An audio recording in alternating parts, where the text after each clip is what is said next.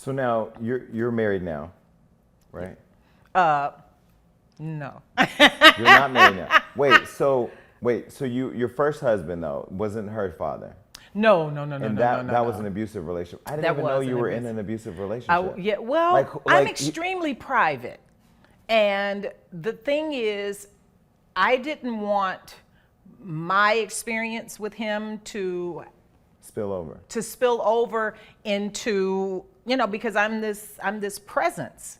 And I didn't want that to spill over into his next marriage or his next relationship or whatever. Why were you thinking about him when the abuse wasn't thinking about you? Like it wasn't in your best interest to protect him, but right? Well, it was in my best interest not to talk about it because I am not going to talk about the negative thing that happened to me over and over and over and again, because the more you rehearse something, the more it stays in your life.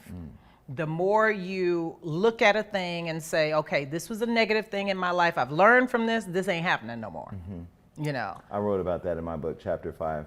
I'm not going to say the title because you're here, and I really feel guilty speaking. It's quite to all right. that way, but if you ever get, I get to my book, Chapter 5. Right. But it's crazy because you're such a strong force, and the reason why I brought that up, not too much to go into that, but in terms of preparing your daughter or nurturing your daughter on what a healthy relationship looks like. Do you have those conversations? 'Cause We have to she's have an those adult now, conversations. right? She's an adult, 21 Right. years old. She's grown. She's real grown. And she's pretty and she's out here. Yes. So how do you prepare her for avoiding getting into a situation like that, or being aware of a situation that she may need to get out of? Well, that's the only thing you can do. You can give her the information, you can lead by example, but it's still her choice. Like I said, I've nurtured her to understand what healthy relationships are and what healthy relationships are not by leading by example. And she's had two little relationships. I don't want to call them, I'm sorry, Taylor, I don't want to call them little, but, and so she knew how to navigate that. She's old enough to know better and young enough to still look at her life and say, okay, I learned from that. That's not happening anymore. Wait, so if you're not married now, how does a man who's watching right now, can they slide in your DMs? Nope. Like, you're not a Nope. slider. Okay. So how does a man walk, because No, you're very intimidating. I'm not going to say I'm not a slider, but I'm not a DM slider. Not a DM slider. Right. Okay, so like how does a man approach a woman who's like one text away from God? Like what do you say? Because like when I talk to you or Karen Clark or, even when Marvin Sapp was on the show, like I have Karen's number, but I'm afraid, like I don't even bother you all. Right. Okay, I have to tell you a funny story. We're sitting at my house one day and something came over me. I said, let me text Shalonda. So I text her, no response. No, I called you. Yes. No response. I called her again, no response.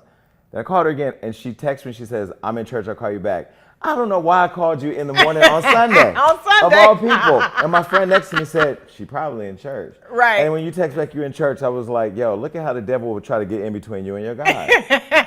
But how does a man approach you? Like, what do they say, or how can they approach you? Just approach. Be authentic. Be real. I'm too old for games, and you just can't, come any kind of way. I mean, just like anybody else would. Would you date a rapper? First of all, if he is a 50-year-old rapper or a 60-year-old rapper,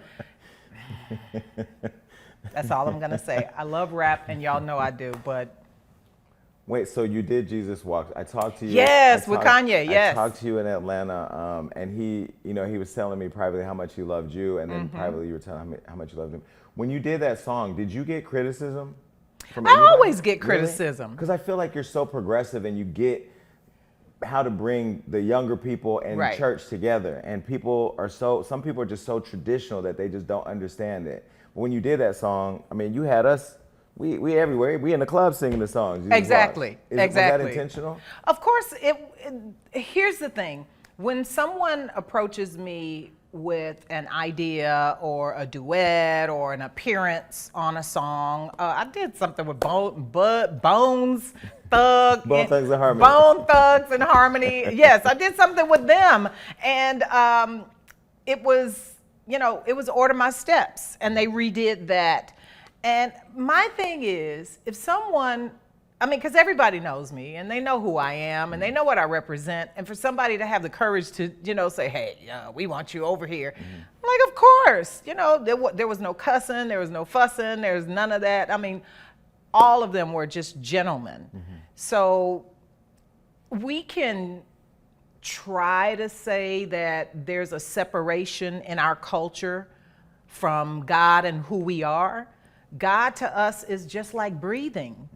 And he should be, or she should be, or it should be, because God is spirit, and those that worship him worship in spirit and in truth. So there's no gender there. But I don't believe, and this is just my personal belief, I don't believe that anybody gets here without having the stamp of approval for purpose from God. We all have a purpose.